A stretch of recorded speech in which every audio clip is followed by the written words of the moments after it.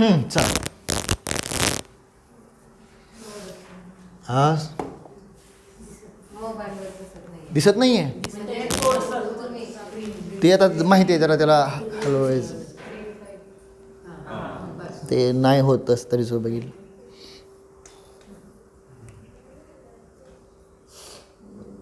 ठीक आहे बघू आता काय होईल ते बघू परत नंतर. बर कुठं गेला आपला बोर्ड मला ते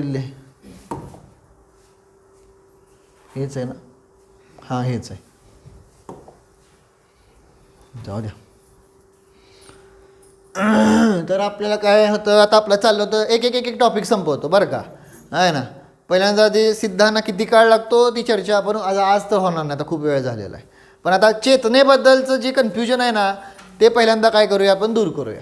चेतना समजतं ना कारण म्हणून मी म्हणतो की प्रश्न त्यासाठी विचारतोय की तुम्हाला काय कळलं आहे किती कळलं आहे. परवासुद्धा मी प्रश्न विचारतो ना सिद्धांचे गुण लिहा है ना. त्यातून सुद्धा मला समजतं की मला काय सांगायचं आहे. मला तसं प्रत्येकाला एकेकाला काय करता येतं थोडंसं घटवता येतं है ना. तर ठीक आहे त्याच्याबद्दल चांगलं लिहिलं आहे सगळ्यांनी परंतु प्रयत्न तर करत राहावा. त्याशिवाय मला काय कळणार की तुम्हाला कसं समजतं आहे ते. ठीक आहे ना. तर आता महत्त्वाचं काय चाललं आता आपलं चेतनेबद्दलचं आता कन्फ्युजन दूर झालं पाहिजे बरं का सगळ्यांचं. तर पहिल्यांदा लिहितो बरं का. आता मी गेलं विसरून चेतना हा ना. चेतना म्हणजे काय चेतना म्हणजे काय हा ना. तर इथं हां ज्ञानदर्शन बरोबर. ॲक्च्युली चेतना म्हणजे वेदन काय वेदन म्हणजे जाणीव कळतंय का नाही. मला सवय नाही आता काय करावं. हां चेतना ह्या चेतनेचे काय झाले आता 3 भेद. हां पहिली काय आहे कर्मफल. दुसरी कर्म आणि तिसरी माझा हात का असा आलाय. ठीक आहे सवय नाही काय खरं नाही आता. हां तुम्ही समजून घ्या आता बरं का. आता किती 8-10 महिने झाले असेल त्यामुळे मला आता काय ठीक आहे. कर्मफल कर्म आणि ज्ञानचेतना कळलं का. 3 प्रकारच्या चेतना आहेत का नाही. ॲक्च्युली 3 काही काही ठिकाणी शास्त्रात 2 लिहितात. तर ते 2 कसं असतात सांगतो तुम्हाला है ना. आता ते घटवायचं ह्या ज्या 2 आहेत का नाही ह्या 2 ह्या काय आहे सांगितल्या अशुद्ध चेतना आहेत कळलं. आणि ही काय आहे सांगितलं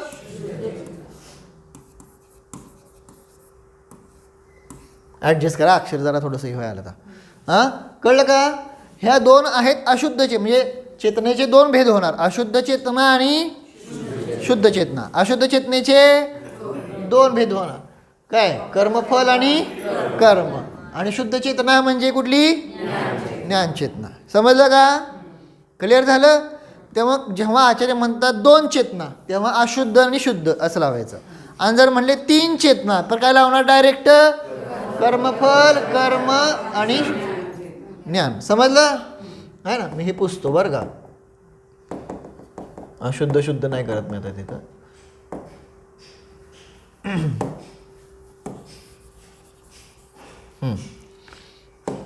तर मग अशा प्रकारे ह्या 3 चेतना झाल्या का नाही.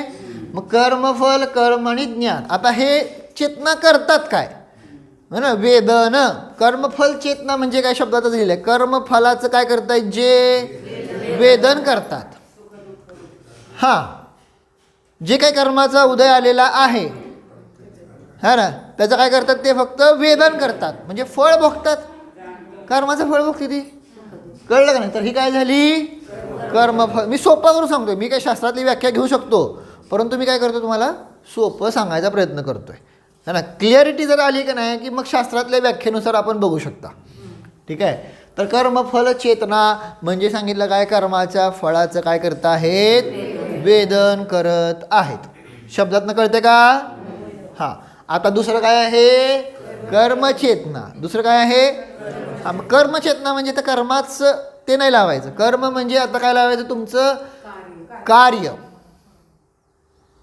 त्याचं नाव आहे कर्मचेतना. म्हणजे काय, उदाहरणार्थ कुठलाही समजा काय प्रसंग आला तर त्याविरुद्ध जी काय आपण रिॲक्शन देणं, प्रतिक्रिया देणं, कळलं का नाही, कार्य करणं. उदाहरणार्थ तुम्हाला कोणीतरी काय केलेलं आहे, घाबरवलं आहे ना, मग तुम्ही घाबरला, ओरडला, रडला, समजलं काय म्हणतो तुम्हाला, हा ना, तर ते म्हणजे काय आहे, कर्मचेतना. समजलं का, कर्म म्हणजे काय लावायचं इथं, कार्य किंवा क्रिया, काय अडचण नाही. आपल्या भाषेत सांगतोय, शास्त्रीय भाषेत नंतर बघूया, कळलं. आणि ज्ञान चेतना म्हणजे काय सांगितलं, ज्ञानाचं वेदन करत राहणं. समजलं का नाही आता, ज्ञानाचं वेदन करणं, ज्ञान रूपानं म्हणजे समता भावाला प्राप्त होणं म्हणजे ज्ञानचेतना. काय आहे, समता भावाला प्राप्त होणं म्हणजे ज्ञानचेतना. बस, बरोबर, कळलं, लक्षात आलं का सगळ्यांना. काय काय झालं सांगा बरं. कर्मफल म्हणजे हा ना, कर्माच्या फळाचं वेदन करणं म्हणजे कर्मोदय, कळलं का नाही. हां, इथं कर्मचेतना म्हणजे कार्य, क्रिया आहे ना, रिॲक्शन, ठीक आहे ना. आणि इथं काय आहे, ज्ञानचेतना म्हणजे ज्ञानाचं वेदन करणं, ज्ञान रूपानं जाणणं, समता भाव. 3 प्रकारच्या झाल्या का, ओके. आता कर्मफल चेतना है ना, तर ती एकेंद्रियापासून सगळ्या जीवांना आहे, सौदी पंचेंद्रियापर्यंत कर्माच्या फळाचं वेदन करतात का नाही. हां, त्यामुळं सांगितलं काय, एकेंद्रिय ते पंचेंद्रिय, सौदी पंचेंद्रिय सगळे आले का, बरोबर. कर्मचेतना ही कुणाला असणार सांगितलं, तर सांगितलं द्विंद्रियापासून आहे ना, 2 इंद्रियापासून संज्ञी पंचेंद्रियच्या सगळ्या जीवांना आहे, कळलं का. इंद्रिय आहेत बरं का, समजून घ्या. आणि ज्ञानचेतना कोणाला असणार, हां, संज्ञी पंचेंद्रिय पण कोण असणार, सम्यक दृष्टीच असणार नियमाने. सांगतो की, हां, काय काय घेतलं, कर्मफल चेतना 1 ते 5 इंद्रिय बरं का, ना तर गुणस्थान लाव चाल, काय अवघड आहे तर सगळं. इंद्रिय लिहितो, काय करावं आहे ना. तर मग आपण शॉर्टमध्ये करायला जातो पण अर्थात अनर्थ होतो. तर एकेंद्रिय ते पंचेंद्रिय जीवांना कर्मफल चेतना आहे ना, आणि द्विंद्रियापासून पंचेंद्रिय जीवांना कर्मचेतना, आणि जो सम्यक दृष्टी ज्ञानी जीव आहे त्यांना ज्ञानचेतना. एवढं क्लिअर झालं का आता. आता हे कसं काय झालं बघा आता पहिल्यांदा आहे ना. तर काय आहे, तर काय, जो कर्मचेतना म्हणजे सांगितलं तुम्हाला की तिथं त्याची काय करतात, ते रिॲक्शन देतात, प्रतिक्रिया देतात, बरोबर का नाही. कर्म किंवा क्रिया, एकेंद्रिय स्थावर जीव आहेत का नाही, है ना. मग स्थावर जीवांना कुठली प्रतिक्रिया देता येते का, मी कुठला अपवाद उगत दाखवू नका, उगं ते लाजाळूचं झाड करताय का नाही किंवा हे करणं उगत असले काय, मला ते अपवाद मा हे आहे. परंतु इथं सामान्य जे स्थावर जीव आहेत,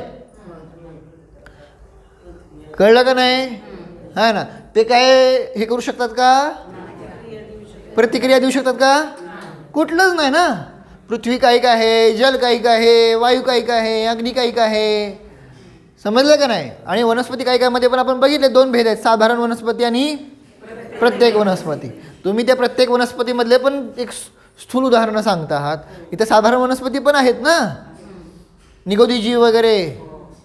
साधारण वनस्पती म्हणजे काय, साधारण वनस्पती म्हणजे निगोदी जीव आहे ना, लक्षात, शिकवलेलं लक्षात आहे का विचारतोय. हां, तर मग अशा प्रकारे तिथं सांगितलं काय आहे की ते प्रतिक्रिया देऊ शकत नाहीत. आता एक्झाम्पल तुम्हाला सांगतो, जसं उदाहरण बघा आहे ना, 2 इंद्रिय आहे किंवा समजा मुंगी आहे आपली छोटीशी आहे ना. त्या मुंगीला तुम्ही समजा अडवलं, रस्ता बदलते का नाही? लाल मुंगी असेल तर चावती पण. समजलं का नाही? पाणी टाकलं केलं मला काय नाही, प्रतिक्रिया देते का नाही? रिॲक्शन दिसतात का नाही? ते स्थावर जीवामध्ये दिसून येतं का? है ना. हां सर्वसाधारण दिसून येत नाही. एखादा लाजाळू सारखं सुद्धा. हां, म्हणून आपलं अपवाद वर्ग घेऊ नका सांगितलं. अपवादाची चर्चा कशाला करते कोणास ठाऊक. आता आपल्याला कारण आपलं प्रिन्सिपल समजून घ्यायचं आहे ना.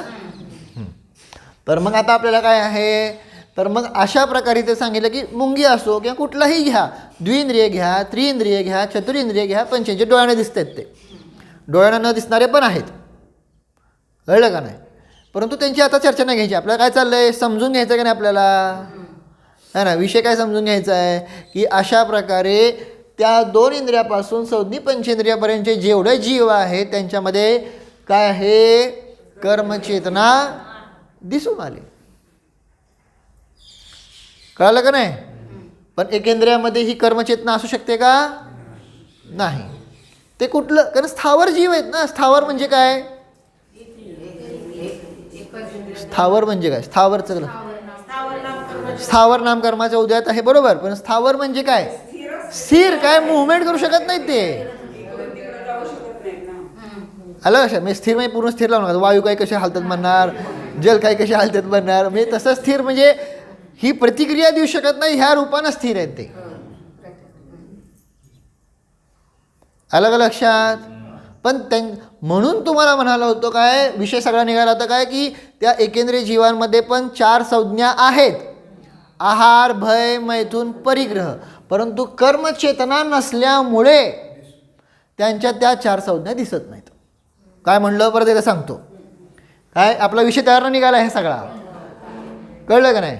एवढा विषय कशासाठी वाढला आहे, त्याच्यावरनं निघाला. हे रहस्य असं आहे की एकेंद्रिय जीवांमध्ये काय हे सांगितलं, आहारादी 4 संज्ञा आहेत, पण त्या दिसून काय येत नाही स्थावर जीवामध्ये. कारण त्याच्यामध्ये काय नाही आहे, ही कर्मचेतना नाही, म्हणून दिसून येत नाहीत. समजलं? एकेंद्रिय जीवांमध्ये. कळलं का? विषय कळला का नाही सांगा फक्त. हां, आता जे कळतंय ना आपण नुसतं ऐकतो आणि सोडून देतो. आणि भले तुम्ही इथं वही नका आणू, पण घरी गेल्यानंतर तर लिहून काढा, नाहीतर मग त्याची धारणा होत नाही. आणि मग परत मला राग येतो, एवढं 4 वेळा शिकून परत तीच होते. कळलं का? त्यामुळं ठीक आहे, आत्ता नाही समजा लिहिलं झालं किंवा भरभर असतं प्रकरण, त्यामुळे नाही झालं, ठीक आहे. परंतु घरी गेल्यानंतर आपण काय समजलं आपल्याला, आपल्या ह्या म्हणून तुम्हाला म्हणतो वारंवार व्हॉट्सअपवर टाकत जावा. आणि ज्यांनी लिहिले तेवढं वेळ व्हॉट्सअपवर टाका. कळलं काय? मग तुम्हाला काय कळलं मला तर कळतं की आहे ना. काय कळलं आता सांगा बरं. चेतनेचे काय आहे 3 प्रकार, कर्मफल, ज्ञानचेतना. हां, जर 2 घेतले तर कुठले येणार, समजलं का नाही? आणि त्या 2 मध्ये परत हे 2 भेद होणार, अशुद्धचे 2 भेद होणार. ठीक आहे ना. हां, आता विषय झाला. मग तुम्ही चार्ट करताना घरी जाऊन तसं चार्टच करा. चेतना, अशुद्ध, शुद्ध, अशुद्धाचे 2 भेद, शुद्धाचा 1 भेद, असं घरी चार्ट करा. ठीक आहे. आता पुढं काय झालं, कर्मफल चेतना, है ना. मग काय तिथं लिहा, कर्मफल म्हणजे काय, कर्मफळाचं वेदन. कर्मचेतना म्हणजे काय, कार्य, क्रिया, रिॲक्शन, प्रतिक्रिया. ठीक आहे ना. कार्य, प्रतिक्रिया असं लिहा. आणि ज्ञानचेतना म्हणजे ज्ञान रूपाने जाणणं किंवा समताभाव, सरळ समताभाव, सगळा सोपा आपल्याला लगेच कळतंय ते परत, है ना. म्हणजे चुकीचं, कारण ज्ञान तर सगळ्यांकडे आहे ना. मग आपल्याला वाटतं की मग ज्ञानचेतना सगळ्या जीवांकडे असायला पाहिजे, असं चुकीचा शब्दाचा हे होतो ना.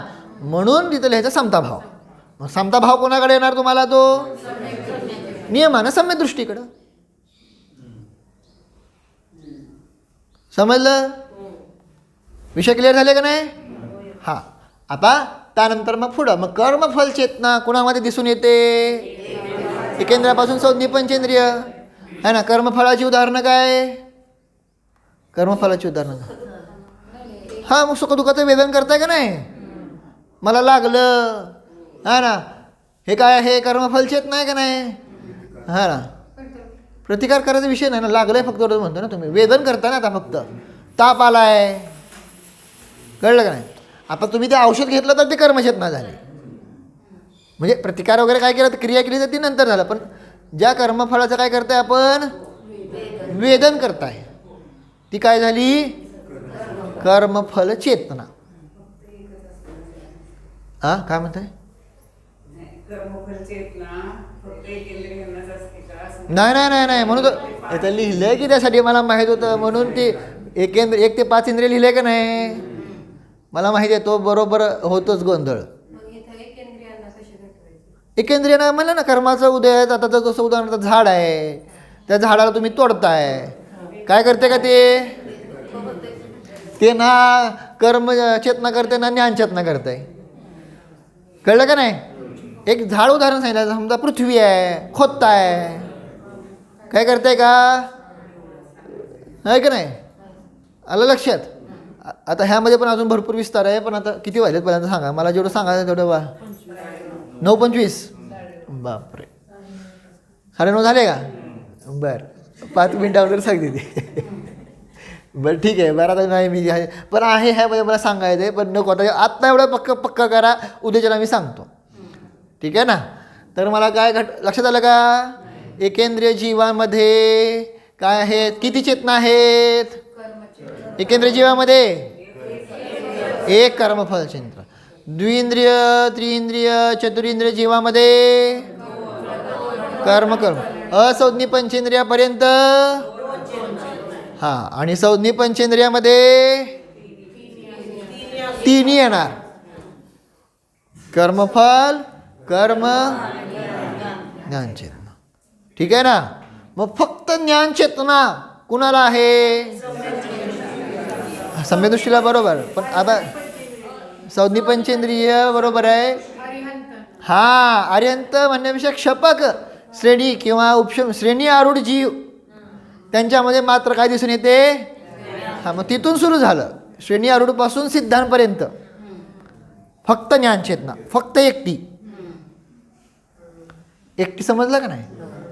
हां, एकटी ज्ञानचेतना कुठं दिसून येते? श्रेणी आरूढपासून सिद्धांपर्यंत एकटी म्हणतात, आहे ना? मग मला बाकीचे ना नाही का? अहो बाकीचे आहेत, पण एकटी ज्ञानचेतना ना. तिथं कर्मफल पण आहेत का नाहीत? 4थ्या गुणस्थानवरती, 5व्या गुणस्थानवरती, 6व्या गुणस्थानवरती, 7व्या गुणस्थानवरती जे आहेत, त्यांना ह्या बाकीच्या पण आहेत, ते दिसून येतं तिथं. कळलं का नाही? कर्मफल, कर्म, ज्ञानचेतना. कळलं का नाही? 9:30 वाजल्या तरी बसायला लागतंय. कर्मफल चेतना. आता आम्ही बसणार नाही. कर्मचेतना, है ना? आणि जे ध्यानाला बसते ते आता ज्ञानचेतना.